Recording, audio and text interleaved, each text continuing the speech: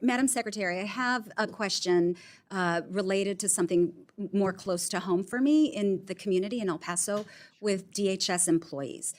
For decades, CBP employees who work at our land ports of entry have been contractually allowed by CBP to have an off-site location for their union.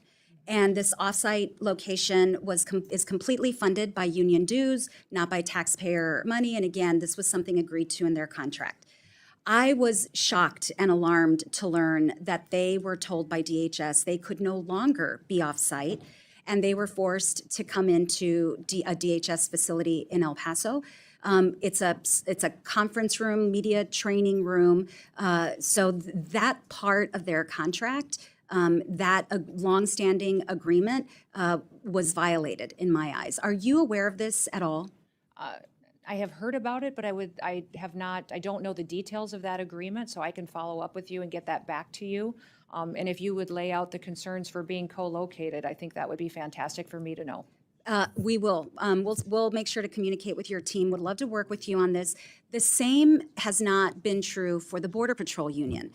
So there's disparate treatment, and additionally, just to very quickly lay out why it's important for union members to be able to speak to their union leaders in private, and being located in a small conference room, media training room, offers no privacy. There are other issues, but I look forward to working with you on that. I do know that the difference in the two unions is important, and I'll look into how those were interpreted. And I also know that the one union is located under the Treasury Union as well, and that defines some requirements and for how it's regulated and set out going forward. So I'll see if that is the determining factor on why there was a difference in how the locations were determined. And I would ask, Madam Secretary, that you please allow the El Paso Union to continue to be housed off-site. It is their preference, doesn't impact the budget or appropriations. They pay for it.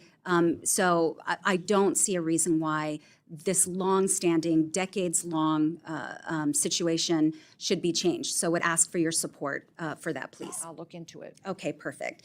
I also wanted to ask you about this NBC News story, and I'll enter into the record this article as well. U.S. citizen family traumatized after ICE raided their Oklahoma home in search of someone else. And according to the local affiliate, KFOR, which was reporting on this story, immigration agents raided the home last week. They had a search warrant for the home, but the suspects listed on the warrant were no longer living in the home. The family was forced to wait outside in the rain during the search. A mother and her girls, all U.S. citizens. Their money was taken, their laptop, their cell phone. I asked you at the top of our first round if you believed it was important for DHS, and if you would attest to the fact that DHS needs to rectify any mistakes. If this were a mistake, will you ensure that this family, this U.S. citizen family, gets its property back in a timely manner? Well, in that particular situation, the warrant for that situation was on the house and the facility, not on the individuals that were there. And so that house was being used for human smuggling. And so those operations were conducted against the facility. And even in that situation, there were some individuals there with the same last names and some of the similarities. But if it were a mistake, Madam Secretary, we believe everything was done appropriately, and we'll continue to make sure that it is done and handled appropriately. All right. Well, appreciate you looking into it. That not my constituents, but you had mentioned in your testimony, and you've said previously, that the focus of your agency is to go after the worst of the worst, people who are here illegally. But we have seen reporting and spoken to individuals, we meaning Congress, that in fact there have been abuses on that front. People with legal protections have been deported. I laid out in the first round U.S. citizen children. I don't know, and I asked, and you said you'd get back to me about whether parents actually filled out the ICE forms that are normally used for those processes.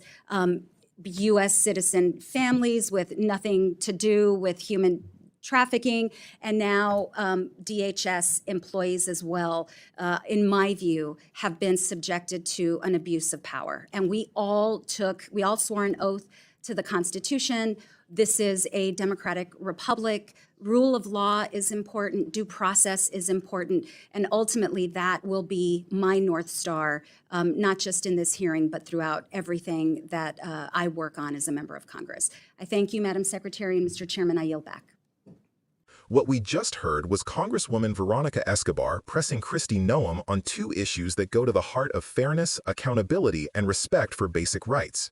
First, Escobar raised concerns about DHS interfering with union agreements in El Paso, forcing CBP employees to relocate their union space inside a government facility where there's no privacy.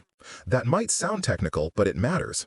Union members need to be able to speak with their representatives confidentially without feeling like management is listening in.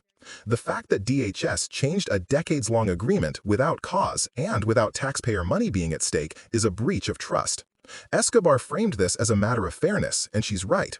When one union is treated differently than another, it raises questions about favoritism, retaliation, and unequal treatment of the very workers who keep our borders functioning.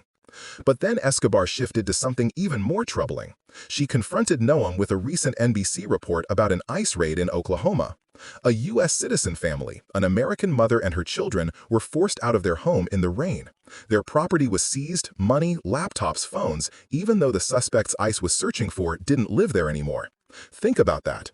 These weren't undocumented immigrants. They weren't criminals. They were U.S. citizens. Their only crime was living in a house that had once been tied to someone else. And yet they were treated like suspects, stripped of their rights, and left traumatized in front of their own home. When Escobar asked Noem whether this family would get their property back, Noem's response was chilling. She brushed it off, saying the warrant was for the house, not the people. She justified the raid by saying the home had been used for human smuggling in the past, as though that excused violating the rights of innocent Americans who lived there now. There was no acknowledgement of harm, no commitment to make it right, just bureaucratic justification. This is where Escobar's point cuts the deepest. DHS claims it is targeting the worst of the worst, dangerous criminals, traffickers, threats to national security.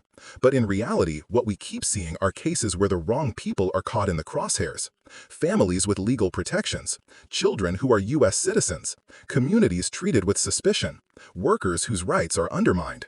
Escobar reminded Noem, and reminded all of us, that this is supposed to be a democracy governed by the rule of law. Due process isn't optional. Respect for constitutional rights isn't a courtesy, it's a requirement. And here's why this matters. When government agencies overstep like this, when they raid the homes of innocent families, when they ignore contracts with unions, when they justify harm instead of admitting mistakes, it erodes trust. It sends a message that power is more important than rights, that expediency is more important than justice. And once that trust is gone, it's hard to restore. Escobar's voice is so important in this debate because she represents border communities. She knows firsthand what happens when enforcement goes unchecked, when families who are part of the fabric of America are treated as though they don't belong. And she refuses to let those stories be buried under statistics or brushed aside as isolated incidents. The lesson here is simple but urgent. Our immigration system and DHS itself must be held accountable to the Constitution. Every mistake matters, because behind every mistake is a family, a child, a worker, a community. And if the department cannot admit when it gets things wrong, it cannot be trusted to get things right. So the question for all of us is, what kind of country do we want to be? Do we want a government that hides behind legal technicalities while families are left standing in the rain? Or do we want a government that values people, protects rights, and has the humility to admit when it has failed?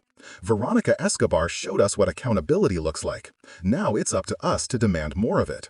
Because at the end of the day, this isn't just about Oklahoma or El Paso. It's about whether ordinary Americans can trust that their government will treat them with dignity and respect.